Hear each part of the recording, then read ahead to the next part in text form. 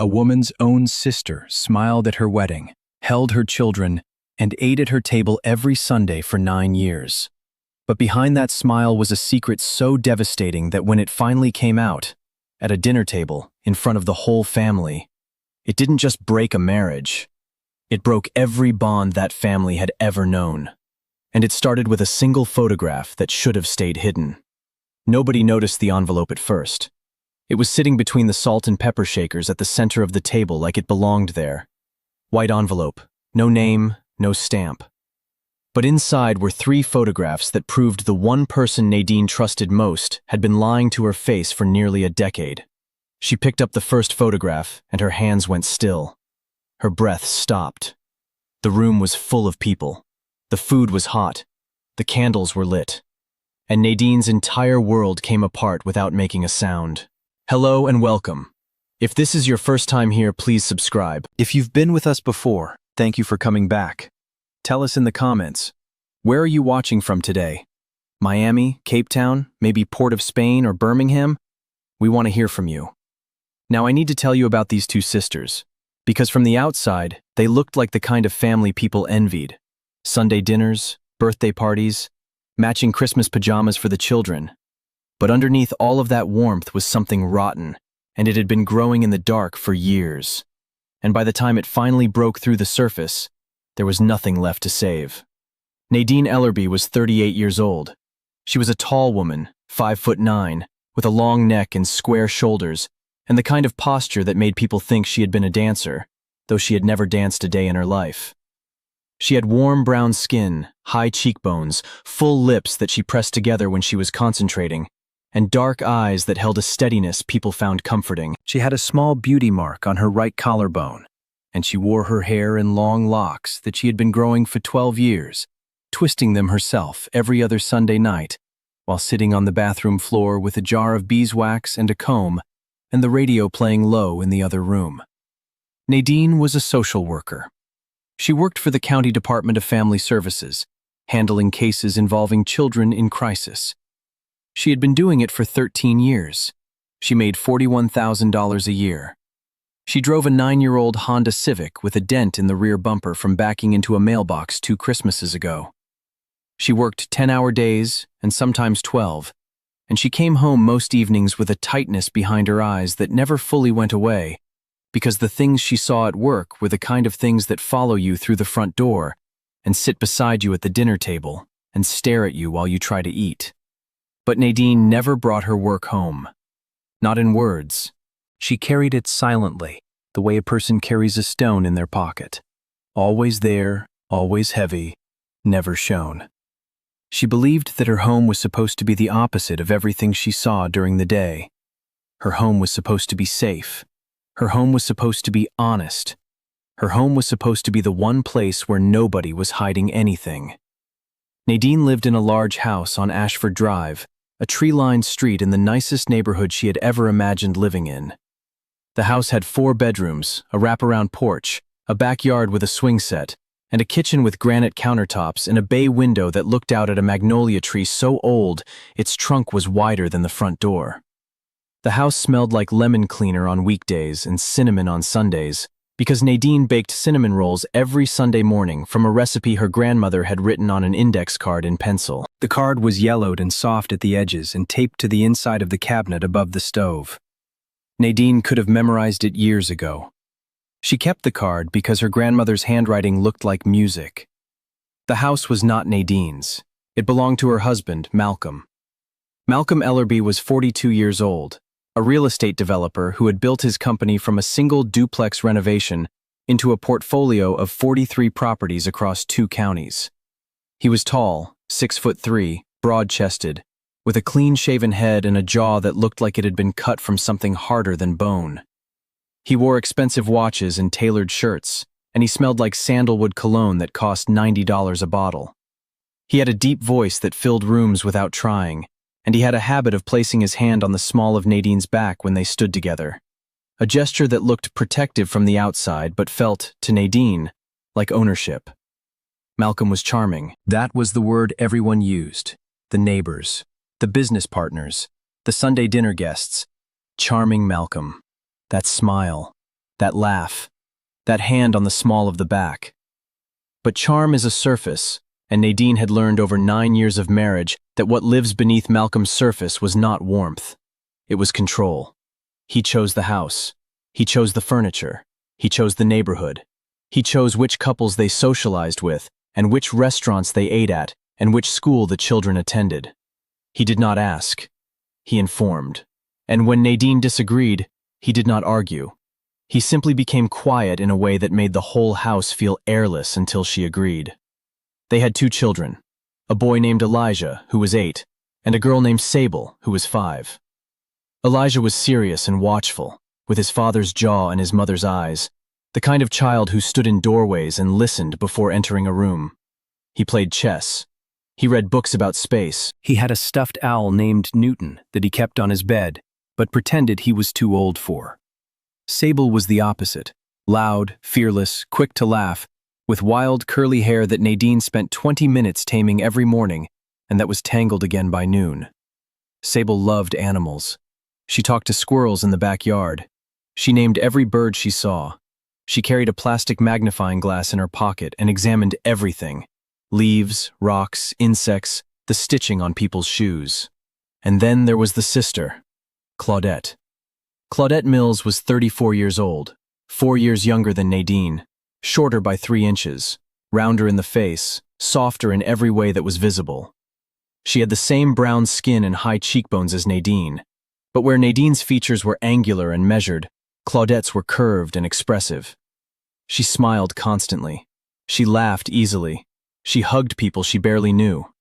She wore bright colors, yellow blouses, red scarves, turquoise earrings that swung when she moved. She was the kind of woman who walked into a room and made it warmer simply by being there. At least, that is what everyone believed. Claudette worked as a freelance interior designer, which sounded glamorous but mostly meant she painted accent walls and rearranged furniture for middle-class families who had seen too many home renovation shows. She made decent money. She lived in an apartment downtown, 1 bedroom, exposed brick, a fire escape she used as a balcony in the summer. She was single. She had been single for 3 years, ever since her last relationship ended with a man named Terrence, who moved to Seattle and stopped calling.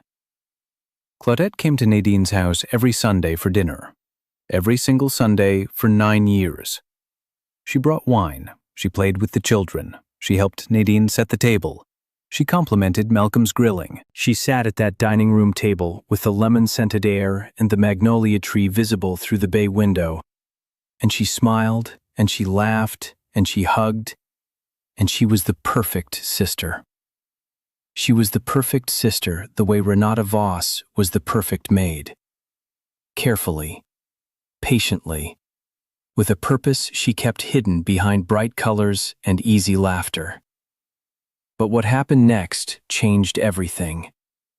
It was a Sunday in September. The air was still warm, but the light had started to change. That amber, sideways quality that September brings, when everything looks like it's being photographed in gold. Nadine had been cooking since noon. Jerk chicken, rice and peas, fried plantains, coleslaw. The kitchen smelled like allspice and Scotch bonnet pepper and the sweetness of the plantains browning in oil. Elijah was in the living room reading. Sable was in the backyard with her magnifying glass, examining a caterpillar on the fence post. Malcolm was on the porch, on the phone, pacing the way he did when he was talking business. Long strides, one hand in his pocket, the other holding the phone too tightly. Claudette arrived at 4. She was wearing a yellow sundress and carrying a bottle of Merlot. She kissed Nadine on the cheek. She called out to the children. Sable ran inside and jumped into her arms. "Auntie Claw!" Sable called her that because she couldn't say Claudette when she was 2, and the nickname stuck. "There's my wild girl," Claudette said, swinging her around. "What did you find today?" "A caterpillar. He has 16 legs, I counted." 16? That's a lot of shoes. Sable laughed. Claudette set her down and walked into the kitchen where Nadine was slicing plantains. "Need help?" Claudette asked. "Set the table?" Claudette set the table. Plates, napkins, silverware, glasses. She placed everything with the precision of someone who had done it 100 times in this exact room. She knew where the good napkins were. She knew which glasses Malcolm preferred. She knew that Elijah liked his plate at the corner of the table, and Sable needed a placemat because she spilled everything. Dinner was served at 5:30. Everyone sat down, Malcolm at the head, Nadine at the other end, Claudette on Malcolm's left, Elijah and Sable on the right. The food was laid out family-style down the center of the table, steam rising, plates clinking, Sable already reaching for a plantain before anyone said grace. "Sable, wait for the blessing," Nadine said. "But the plantain is looking at me, Mama." Everyone laughed. Malcolm said grace. They began eating. And that is when Nadine saw the envelope. It was between the salt and pepper shakers. White, unsealed. No name, no writing. It had not been there when she set the food on the table. She was sure of it. She had placed the salt and pepper shakers herself 20 minutes ago, and there was nothing between them. "What's this?" Nadine said, picking it up. Nobody answered. Malcolm glanced at it and shrugged. Claudette was cutting Sable's chicken. Nadine opened the envelope. Inside were 3 photographs. She pulled them out and looked at the first one, and the room stopped. The photograph showed Malcolm and Claudette. They were standing in what looked like a hotel lobby. Malcolm's arm was around Claudette's waist, not the way a brother-in-law puts his arm around a sister-in-law, the way a man holds a woman who belongs to him. Their faces were close. Their eyes were locked. Claudette was wearing the red scarf she had worn to Nadine's birthday dinner last March. Nadine looked at the second photograph. A restaurant, a booth in a dim corner. Malcolm and Claudette sitting on the same side of the table, his hand on her knee, 2 glasses of wine, a candle between them. The third photograph. A parking garage, Malcolm leaning against his car, Claudette kissing him. Not on the cheek, on the mouth. Full and deliberate and familiar. The kitchen smelled like allspice. The magnolia tree was golden through the window. Sable was eating a plantain. Elijah was pouring himself juice. And Nadine was holding 3 photographs that proved her husband and her sister had been lying to her. She set the photographs face up on the table. She didn't shout. She didn't cry. She placed them in a row slowly between the rice and the coleslaw, like she was laying out evidence in a courtroom. "How long?" she said. Her voice was so quiet that Sable didn't even look up from her plate. Malcolm saw the photographs. His face went blank. Not shocked, not guilty. Blank. The face of a man who had prepared for this moment and was now running through his options. Claudette looked at the photographs, and her fork stopped halfway to her mouth. She set it down. The color drained from her face so fast it looked like someone had pulled a plug. "Nadine," Claudette started. "How long?" Silence. The clock on the wall ticked. The ice in Malcolm's glass shifted and clinked. "Nadine, let me explain," Malcolm began. "I didn't ask for an explanation, I asked how long." And that single moment set off a chain of events nobody could stop. Claudette spoke first. Her voice was thin, reedy, the voice of a woman whose costume had just been ripped off in front of a live audience. 3 years, she said. Nadine's jaw moved, but no sound came out. She looked at her sister. 3 years. 3 years of Sunday dinners. 3 years of setting the table with the good napkins. 3 years of kissing her on the cheek and swinging Sable in her arms and saying, "Need help?" while standing in the kitchen of the house where she was sleeping with Nadine's husband. 3 years, Nadine repeated. The words sounded foreign in her mouth, like a language she had never spoken. Malcolm leaned forward. "Nadine, this is not the place to—" "Not the place?" Nadine turned to him. Her voice was still quiet, but something underneath it was vibrating. Something tectonic, something deep.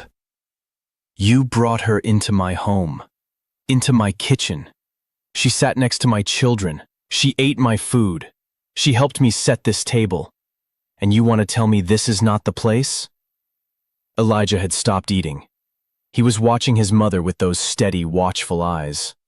Sable was still eating, oblivious, humming a song to herself. Nadine looked at Claudette. "Did you come to my wedding and stand beside me knowing you would do this?" "No, it didn't start until—" It was later, after Sable was born. After Sable was born.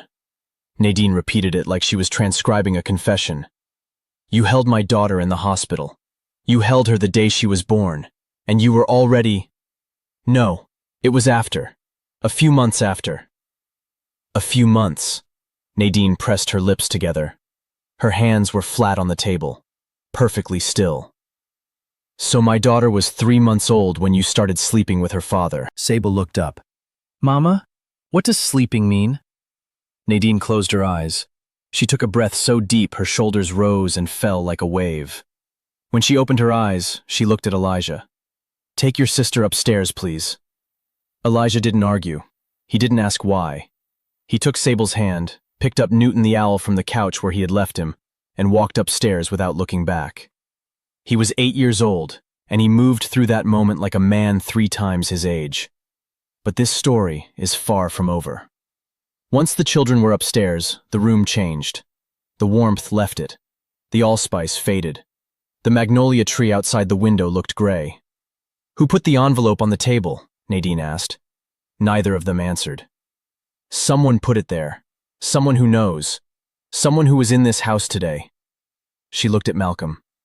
Who else knows? Malcolm was silent. Nadine turned to Claudette. Who else? Claudette swallowed. Nobody. I never told anyone. Then how do photographs exist? Who took them? Nobody spoke. The clock ticked. The ice clinked. Nadine picked up the photographs one more time. She studied them. The hotel lobby, the restaurant, the parking garage. Professional angles, clear lighting. Someone had followed them. Someone had watched them and documented it and waited for the right moment to leave the evidence where it would do the most damage. Get out, Nadine said. She was looking at Claudette. Claudette's eyes filled with tears. Nadine, please, let me… You spent 3 years lying to me in my own house. 3 years of hugging my children with the same arms you wrapped around my husband. You don't get to explain. You get to leave. Claudette stood up. Her chair scraped against the floor.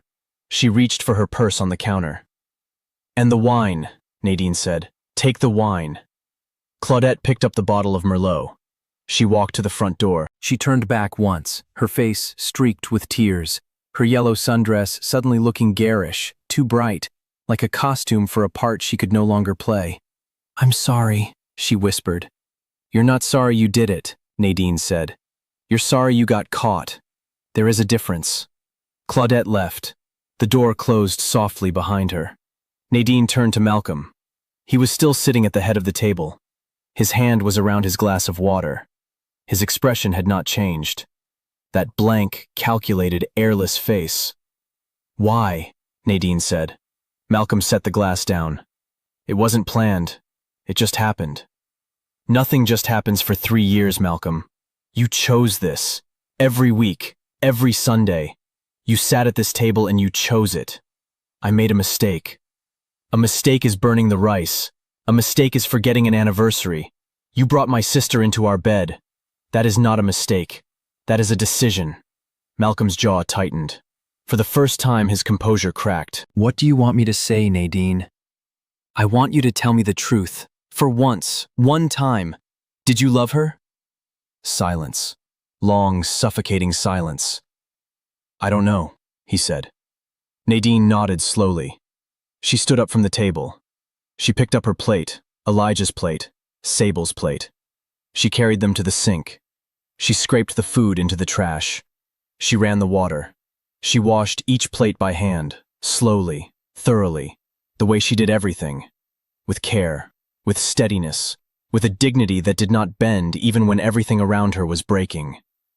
I'll be at my mother's house tonight, she said without turning around. The children are coming with me. Malcolm stood. You don't have to. Don't tell me what I have to do. You lost that right the moment you touched my sister. She dried her hands on the dish towel. She hung it on the oven handle. She walked upstairs, packed a bag for herself and the children, carried Sable on her hip, held Elijah's hand, and walked out the front door of the house on Ashford Drive without looking back. Now, here's where the story takes a turn nobody expected. Nadine's mother, Lorraine Mills, was 63 years old. She lived in a small brick house on Davenport Street with a garden full of roses and a cat named Bishop, who sat on the windowsill and judged everyone who walked past. Lorraine was a retired postal worker with silver locks, reading glasses that hung from a chain around her neck, and a directness that made most people uncomfortable and her daughters grateful. When Nadine showed up at 9 o'clock on a Sunday night with a suitcase and 2 children, Lorraine did not ask questions. She opened the door. She took Sable from Nadine's hip. She made up the guest room. She heated soup. She put the children to bed. Then she sat at her kitchen table across from Nadine and waited. Nadine told her everything. The envelope, the photographs, Malcolm and Claudette. 3 years.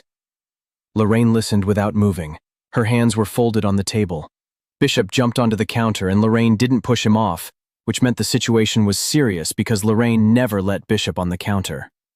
When Nadine finished, Lorraine removed her glasses. She cleaned them with the hem of her shirt. She put them back on. "Where is your sister now?" "I don't know. I told her to leave." "Good.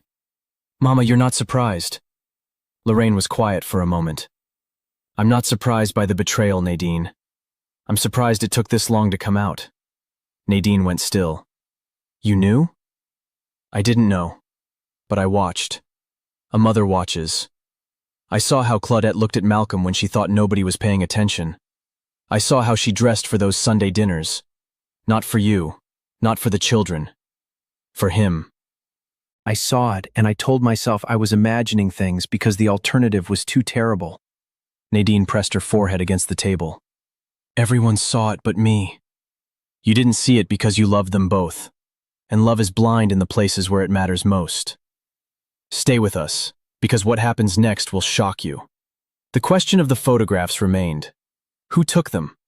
Who placed the envelope on the table? Nadine found out 4 days later. She received a phone call from a woman named Janelle Ford. Janelle was 30 years old, soft-spoken, nervous on the phone. She said she needed to meet with Nadine. She said it was about Malcolm. They met at a coffee shop on Green Street. Janelle was petite, dark-skinned, with braids pulled back and eyes that kept looking at the door like she expected someone to walk in. "I'm the one who took the photographs," Janelle said. Nadine gripped her coffee cup. "Why?" Janelle looked at the table. "Because I was the one before Claudette." The noise of the coffee shop faded. Nadine heard only the rushing of blood in her ears. "I worked at Malcolm's office 4 years ago. We had an affair that lasted 7 months. When I ended it, he moved on. I didn't know to who until I saw him with your sister at a restaurant 6 months ago. I recognized her from your family's social media." Nadine set the cup down. Her hands were shaking. "I wanted to tell you," Janelle said, "but I didn't know how. So I watched. I followed them. I took the photographs. And I put the envelope on the table when your sister left the dining room to use the bathroom before dinner. I came through the back porch. The door was unlocked.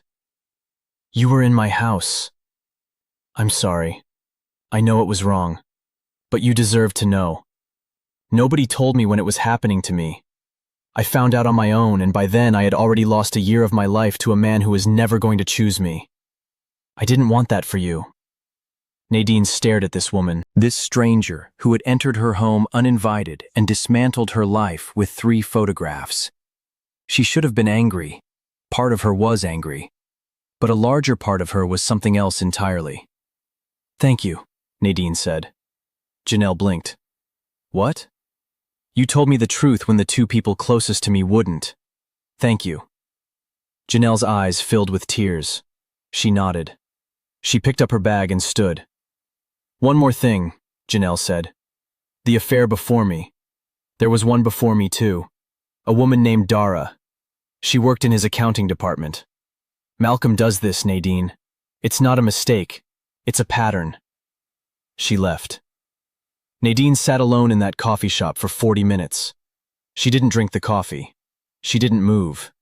She just sat there, recalculating every year of her marriage, every hand on the small of her back, every quiet, airless moment when Malcolm made her doubt herself, and she realized that the man she married was not the man she knew. He never had been. The divorce papers were filed the following week. Malcolm fought it. Of course he did. He hired an expensive lawyer. He claimed the photographs were obtained illegally. He claimed Nadine was overreacting. He claimed the affair was a symptom of marital problems, not the cause.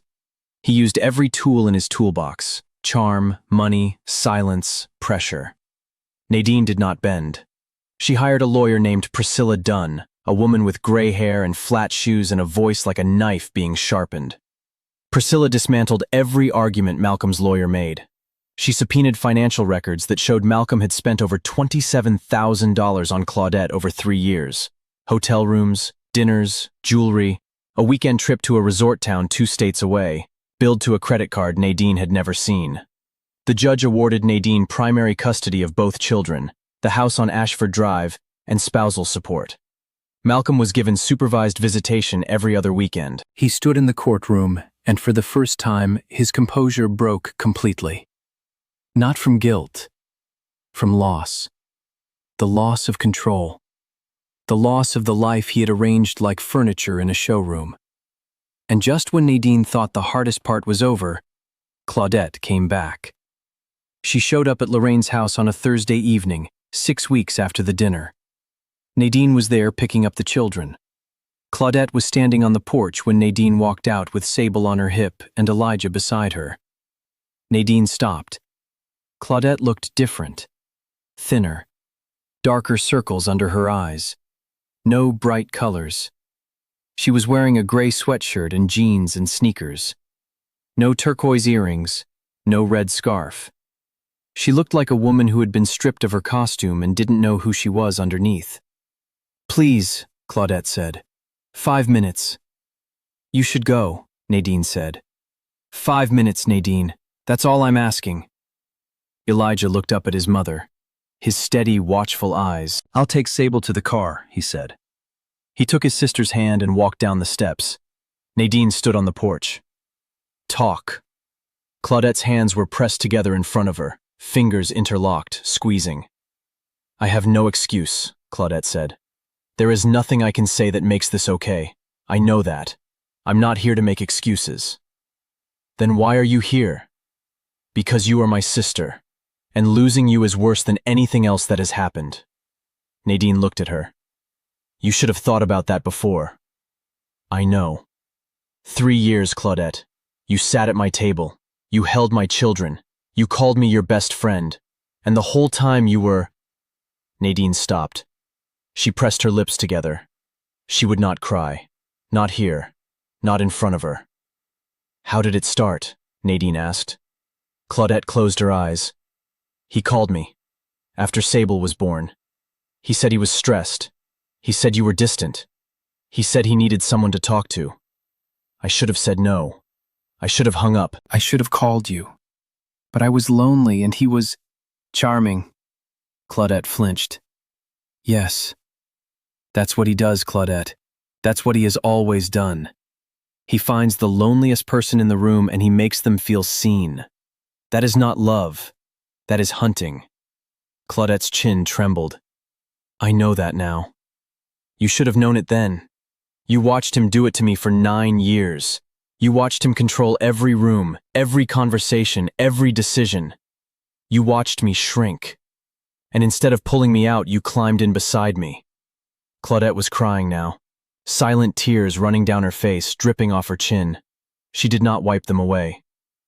"I will spend the rest of my life trying to earn your trust back," Claudette said. "I know you might never give it, but I need you to know that I will try." Nadine looked at her sister, her little sister, 4 years younger. The girl who used to crawl into Nadine's bed during thunderstorms. The girl who wore Nadine's shoes to prom because she thought her big sister had the best taste in the world. The girl who became a woman who betrayed her in the worst way a sister can. "I can't forgive you today," Nadine said. "I don't know if I can forgive you ever. But I won't pretend you don't exist. You are Sable's aunt and Elijah's aunt and our mother's daughter. I won't erase you from their lives the way Malcolm tried to erase the truth from mine." Claudette nodded. She pressed her fists against her eyes. "But you will never sit at my table again, Claudette. Not for a long time. Maybe not ever." That table is where you lied to me every week for 3 years. And every time I look at the chair where you sat, I see the sister I thought I had, and the one I actually got. And they are not the same person." Claudette took a shaky breath. Can I see the children sometimes?" "You can see them at Mama's house, when I'm not there. Mama will supervise." "And if you ever lie to me again about anything, even something small, you will lose access to them permanently." Claudette nodded again. She turned and walked down the steps. At the bottom, she stopped. "Nadine?" "What?" "I'm glad someone told you, even though it destroyed everything. I'm glad you know, because you deserve the truth.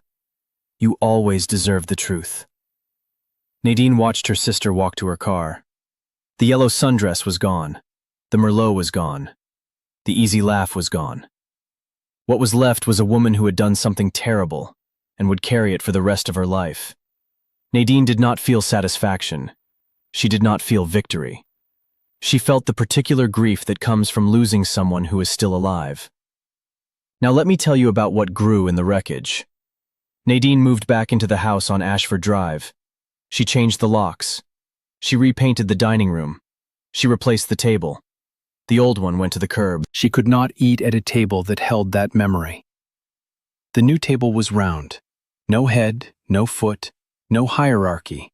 Just a circle where everyone was equal. She kept the magnolia tree. She kept the bay window. She kept the cinnamon roll recipe taped inside the cabinet. She kept every single thing that was hers, and she removed every single thing that was his.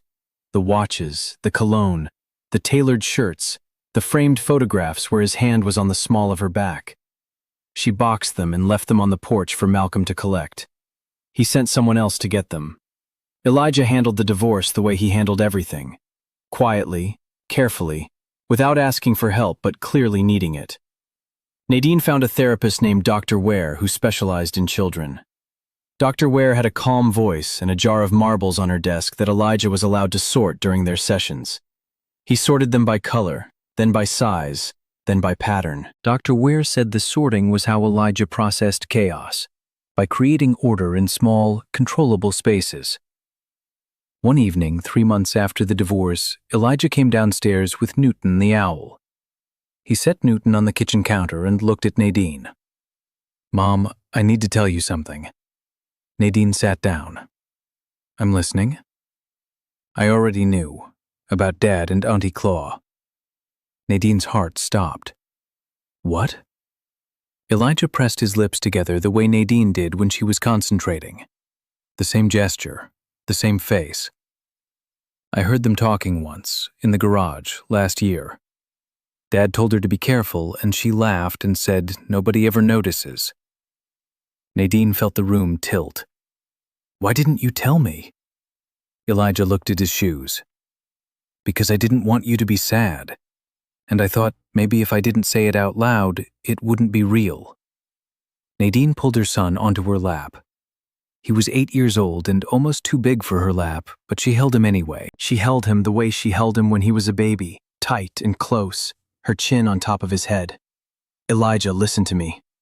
You are not responsible for what the adults in your life do. That was never your secret to carry. Do you understand?" He nodded against her chest. "It wasn't your fault. None of it." "I know," he said quietly. Then, even more quietly, "I just wanted to protect you, Mom." Nadine held him tighter. She pressed her face against his hair and breathed in the smell of shampoo and grass and something that was just purely, entirely him. "You do protect me," she whispered. "Every single day, just by being exactly who you are." Sable adjusted faster. Sable adjusted to everything faster because Sable lived in the moment, the way only 5-year-olds can. She missed her father on the weekends he visited. She asked about Auntie Claw sometimes. She named a new bird in the backyard and called it Biscuit. She still carried the magnifying glass. She still examined everything. One afternoon, Sable was sitting at the new round table, drawing with crayons. Nadine was making dinner. The kitchen smelled like garlic and thyme. "Mama?" Sable said. Yes, baby? I like the round table better. You do? Why? Sable looked up. She held a green crayon in one hand and her magnifying glass in the other. Because at the round table, everybody can see everybody. At the old table, Daddy was far away and I couldn't see his face. Nadine stopped stirring. She stood at the stove with the wooden spoon in her hand, and she let that sentence move through her. A 5-year-old had just described in one sentence what Nadine had felt for 9 years and never found the words for. At the old table, she couldn't see his face. She couldn't see anyone's face. She was at the far end, separate, removed, seeing only what they let her see. That's why I like it too, baby, Nadine said. Lorraine came for dinner every Wednesday now. She brought Bishop the cat in a carrier, which Sable thought was the greatest thing that had ever happened. She sat at the round table and ate Nadine's cooking and played chess with Elijah and let Sable examine Bishop's ears with the magnifying glass. One Wednesday, after the children were asleep, Lorraine and Nadine sat on the wraparound porch. The magnolia tree was bare. It was December, but the branches were thick and dark against the sky, and they held their shape even without leaves. "How are you, really?" Lorraine asked. Nadine thought about it. "I'm angry. I'm sad. I'm relieved. I'm scared. All at the same time." "That sounds about right. I keep thinking about what Claudette said, that she's glad someone told me. Are you glad?" Nadine looked at the magnolia tree. "Yes, even though it broke everything. Because now I'm sitting at a table where I can see everyone. And that is worth more than a house and a husband and a sister who smiled at me while she lied." Lorraine reached over and took Nadine's hand. She held it the way mothers hold their grown children's hands, gently, firmly, with the knowledge that holding on is sometimes the only thing left to offer. "Your grandmother used to say something," Lorraine said. "She said the truth is like a winter tree. It looks bare.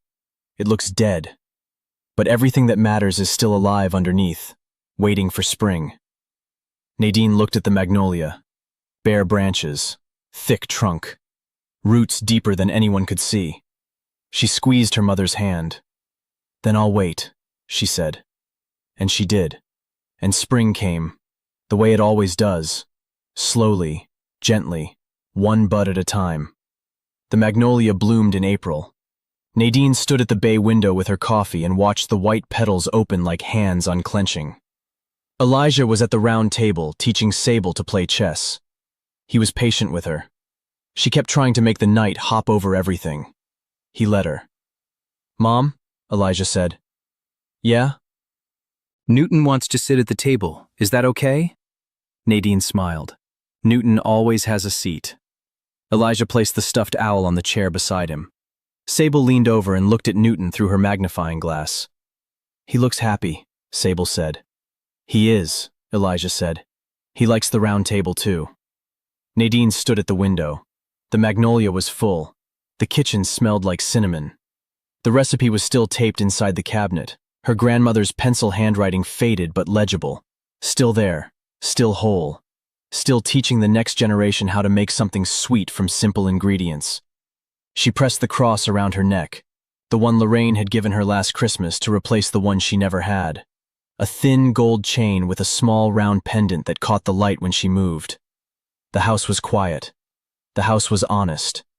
The house was hers. And that was enough. That's the end of today's story, but the lessons last forever. Like this video, subscribe if you haven't, and tell us in the comments, which character reminded you of someone in your own life? See you soon.